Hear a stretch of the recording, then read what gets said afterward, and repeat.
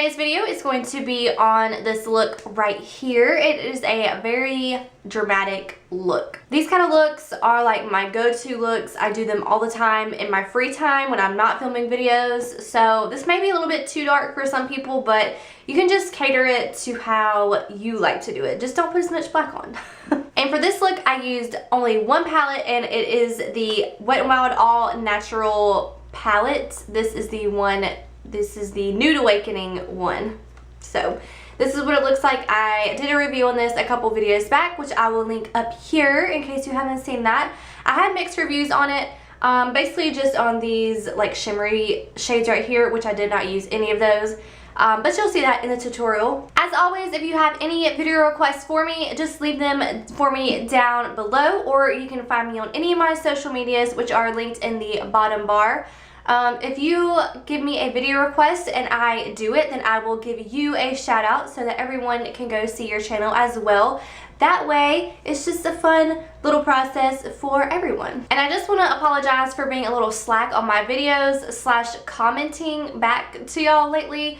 I have been under so much stress with wedding planning and just some other personal things that I've just kind of let my YouTube slide a little bit. I'm planning on filming a bunch of new videos, and any video requests that you have for me, they are also on my list to film.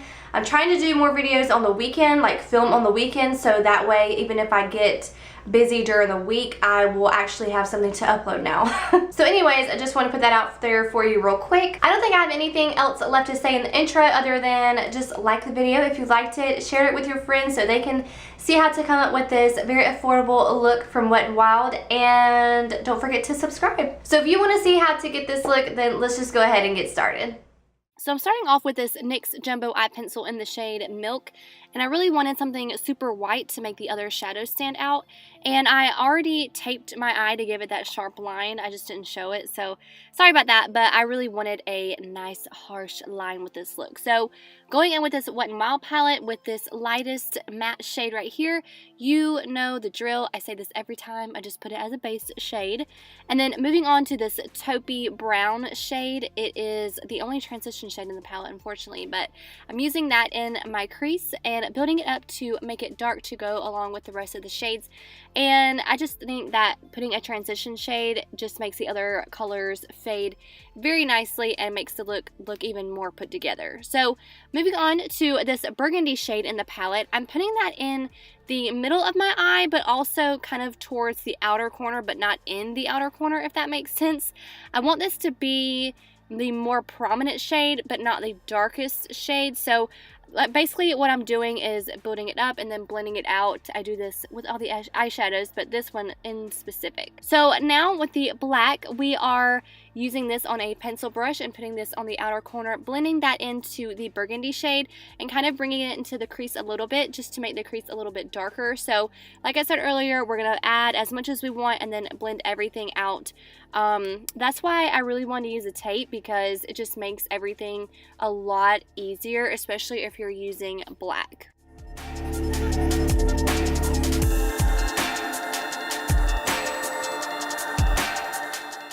And really quickly, I'm going to go in with the white shade again that we used as an all over base and put that in my inner corner just to give it a light pop. And then I'm going back over with the burgundy, blending it out, and then that is pretty much it for the upper eye. It was super easy. It just takes a lot of blending and building up just to get the darkest desired intensity, but if you're a more natural girl, then this will be a lot easier for you.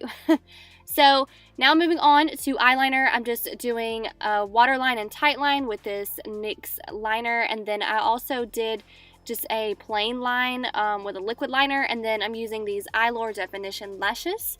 And now moving on to foundation. So this is the L'Oreal True Match. I will have all my products and the shades listed down below in case you miss anything, so I feel like I always go really fast. And if you're wondering, yes, this shade is a little too light for me, if you can believe it. L'Oreal has great color ranges, and this is like I think the first shade that they offer, so I need one more shade up, but we fix that later on with bronzer, so just bear with me while I have this white mask on my face for a little bit. So now we're going to move on to concealer. I'm just using my favorite concealer at the moment. It is the Maybelline Fit Me concealer. I use it all the time in all my videos. I'm just putting this underneath my eyes, on my chin, my nose, and a little bit on my forehead, and blending that out with the Real Techniques diamond sponge that I used for my foundation.